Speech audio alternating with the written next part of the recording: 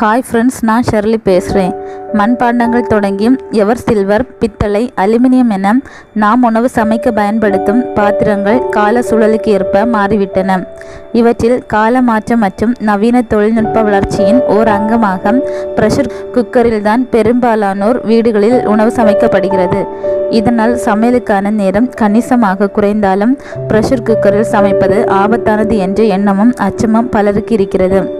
Pressure cooker மட்டுமில்லாமல் எந்த வகை பாத்திரமாக இருந்தாலும் அவற்றின் ஆயுட்காலம் முடிந்தவுடன் அவற்றை பயன்படுத்தாமல் இருப்பதே நல்லது. மீறினால்தான் ஆபத்து. குறிப்பாக ப்ரெஷர் குக்கரில் எல்லா வகையான உணவுகளையும் நேரடியாக சமைப்பதை தவிர்த்தும் குக்கரினுள்ளே ஒரு எவர் சில்வர் பாத்திரத்தை வைத்தும் உணவு சமைப்பதே சிறந்தது. அத்துடன் ப்ரெஷர் குக்கரின் கொள்ளளவுக்கு ஏற்ற உணவுப் பொருட்களை வைத்து தேவையான அளவு விசில் விட்டு சமைப்பதால் எந்த பிரச்சனையும் வராது.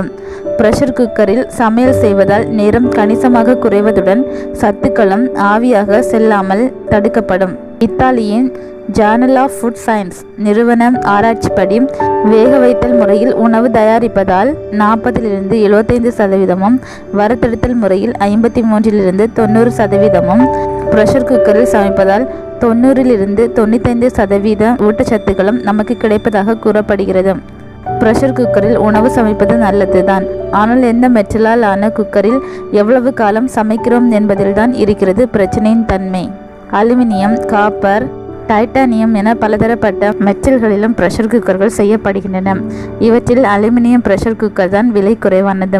குறிப்பாக காப்பர் மற்றும் டைட்டானியம் மெட்டல்களினால் ஆன ப்ரெஷர் குக்கர்களில் சமைக்கும் போதும் உணவுகளில் கலக்கும் மெட்டல்களின் அளவு மிக குறைவுதான். இதனால் இத்தகைய மெட்டலால் ஆன ப்ரெஷர் குக்கரில் சமைப்பதால் ஆபத்து இல்லை.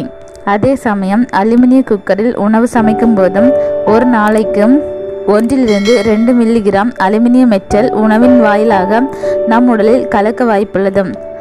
நாம் உணவு சமைக்கும் பாத்திரங்களில் இருந்து ஒரு நாளுக்கு 50 மில்லிகிராம் அளவிலான மெட்டல் நம் உணவில் கலக்கலாம்.